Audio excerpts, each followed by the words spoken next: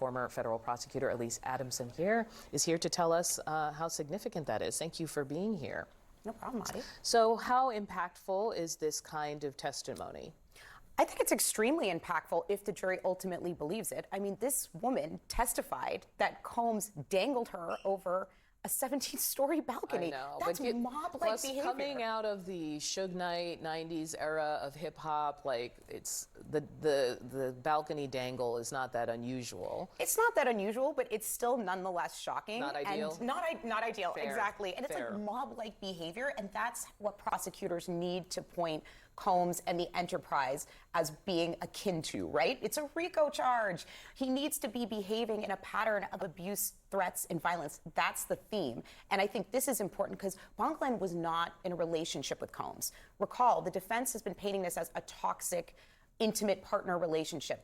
She is not that. She is a friend of Venture's. Why is he dangling anyone over a balcony? But why is he dangling this random person? So I think the prosecution scored points eliciting this testimony, but now we're going to see how she holds up on cross, right? Holds up on cross. So these cross-examinations by the defense have been very strong, I think, from the reporting.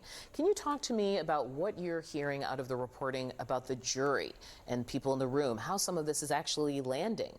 Yeah, that's a very interesting question. So I see some people online asking, oh, this is the $10 million defense. And my response is yes. I actually think this is an incredibly effective defense. For instance, Mia's testimony, right? Conventional wisdom would say when you go cross a victim, she had alleged sexual assault, you're going to want a female to approach that witness. Meaning you want a woman lawyer Correct. to be the one asking a female victim what happened to you. That's right, because it's perceived as more gentle, more caring. You don't want to alienate the jury. You don't want to seem like a bully as a defense attorney because jurors would be turned off. They don't like you. It looks like you're beating up on someone. That is not what the defense did. They had Brian Steele cross Mia, and he did a very effective blistering cross. The prosecution said this could even be bordering on harassment. But from the reporting I read, Audie, from people who were in the courtroom and watching the jury, there were a few jurors that it appeared were really following along with that cross. One in particular was reported to have been smiling and nodding along to some of Steele's cross. That was kind of insinuating that Mia was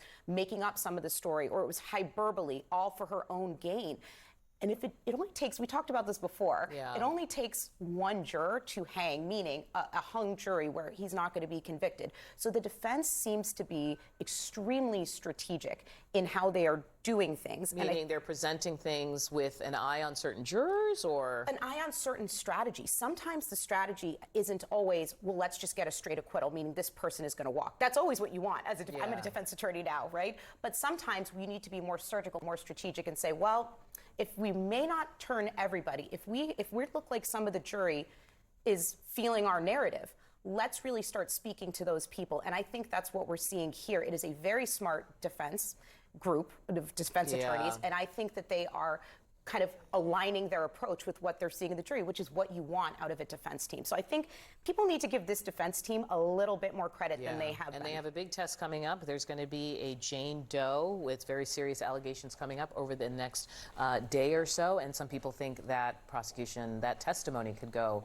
pretty long. So Alyse Adamson, thank you so much. Thanks so much for having me, Audie.